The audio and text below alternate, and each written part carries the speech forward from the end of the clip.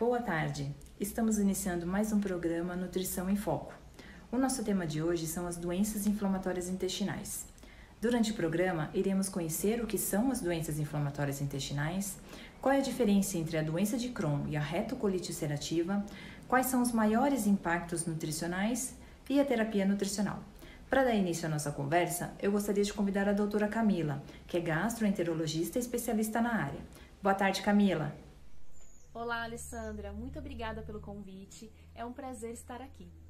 Bem, a doença inflamatória intestinal ela é uma doença crônica com recidivas e sua etiologia ainda é desconhecida.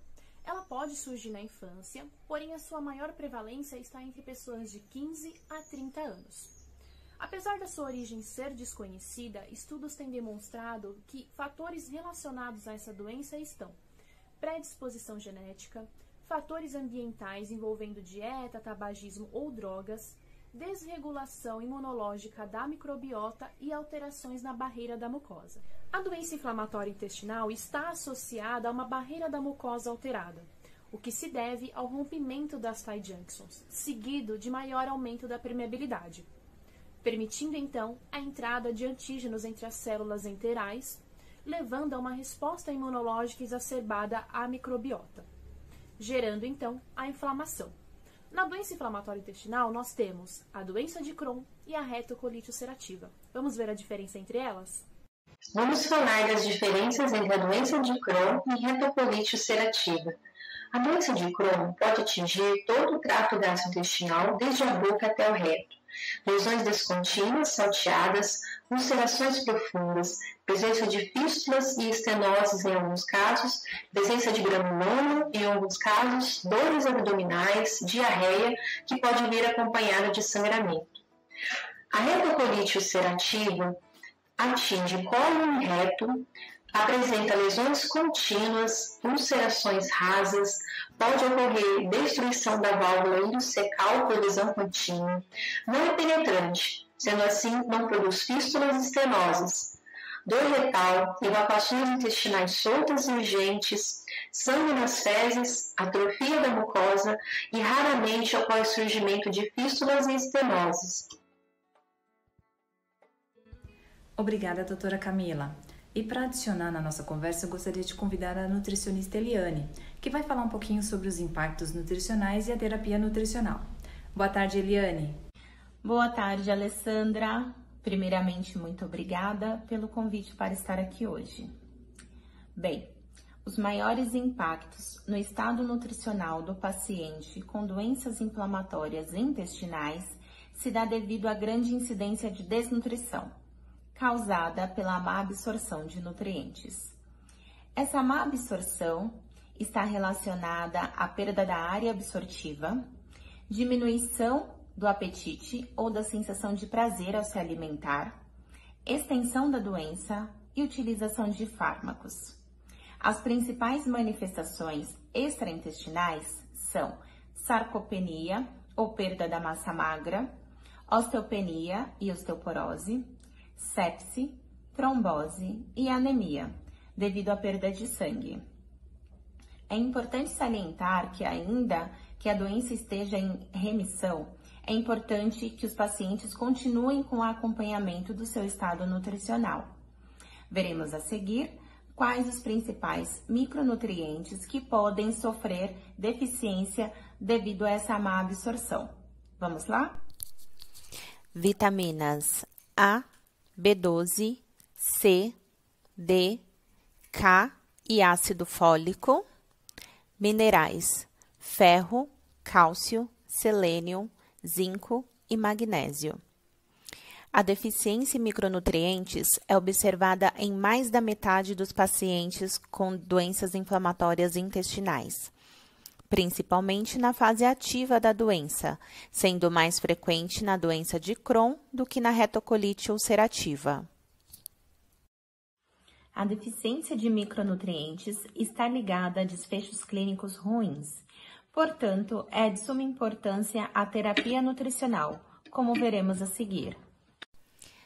Principais objetivos da terapia nutricional: aplicar as recomendações nutricionais de acordo com o grau da doença e atividade, recuperar ou manter o estado nutricional, auxiliar na recuperação pós-cirúrgica, manter o sistema imunológico saudável, fornecer aporte nutricional adequado, colaborar para diminuir a atividade da doença e aumentar o tempo de remissão.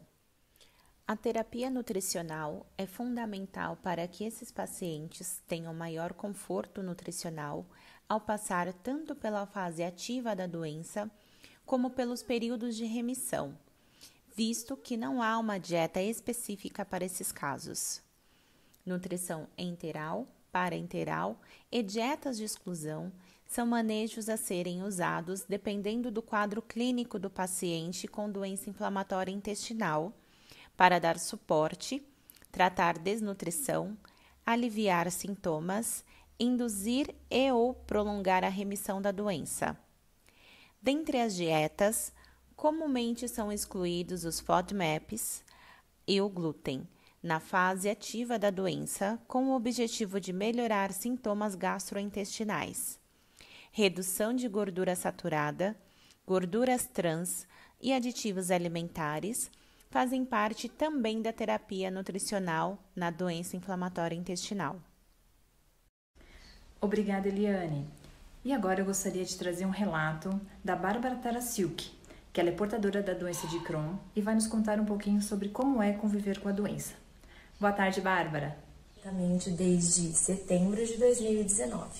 A minha trajetória com a doença ela se iniciou no ano de 2017, quando eu comecei com episódios esporádicos de diarreia. Então eu tive, pelo primeiro médico, o diagnóstico de síndrome do intestino irritado.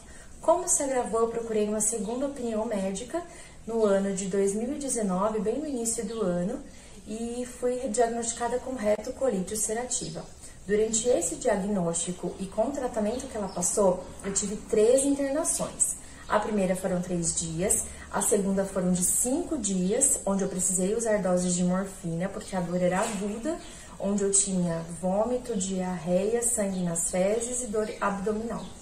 Então, na terceira vez que eu fui internada no hospital, o médico cirurgião desse hospital foi me chamado para avaliar o meu caso e vendo os meus exames, ele descobriu que na verdade eu tinha doença de Crohn.